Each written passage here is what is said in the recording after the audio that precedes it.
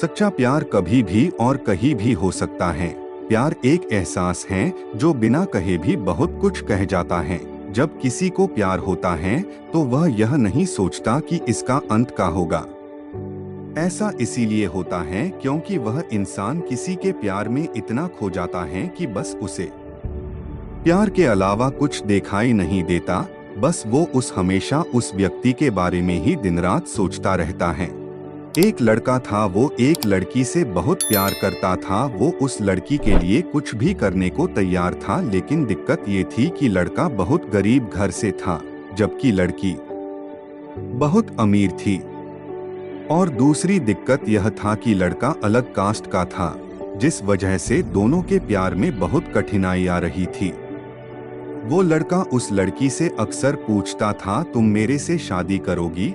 लड़की जवाब देती है, मैं तुमसे ही शादी करना चाहती हूँ, पर मेरे घर वाले इस शादी के लिए कभी राजी नहीं होंगे और मैं भागकर शादी बिल्कुल भी नहीं करूँगी।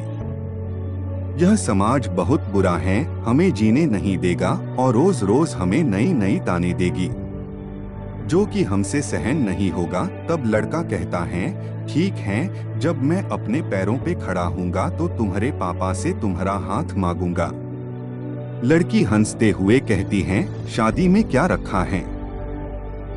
क्या शादी बाद तुम्हारे लिए मेरे दिल में प्यार कम हो जाएगा? यह सुनकर लड़का सोच में पड़ जाता है, फिर हंसते हुए कहता है, क्या तुम शादी बाद मुझको भूल जाएगी?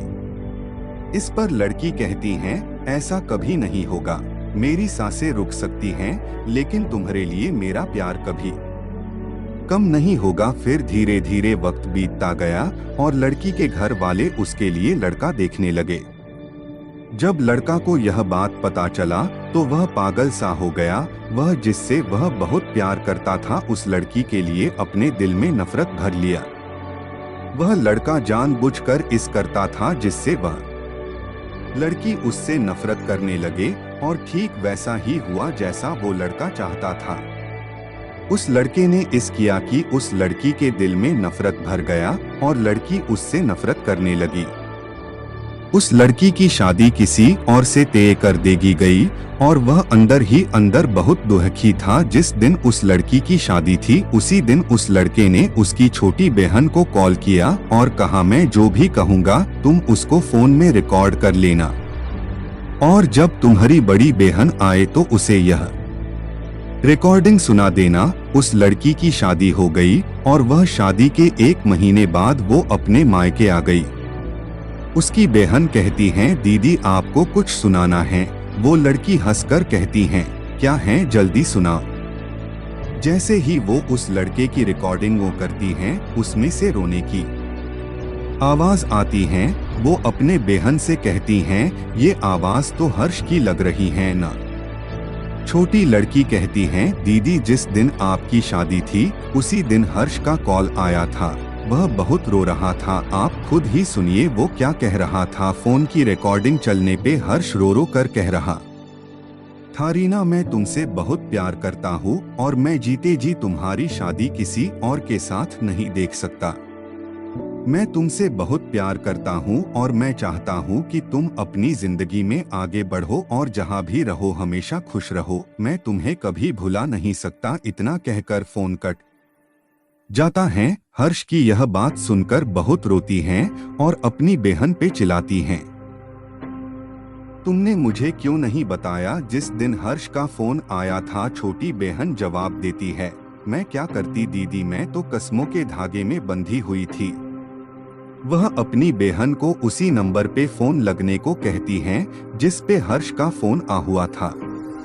छोटी बहन पूछती है, क्यों दीदी? वो अपने बहन को जोर से डांट देती हैं। छोटी बहन हर्ष को फोन लगती है। दूसरी तरफ फोन उठता है, हेलो हेलो आंटी जी, हर्ष कहाँ है?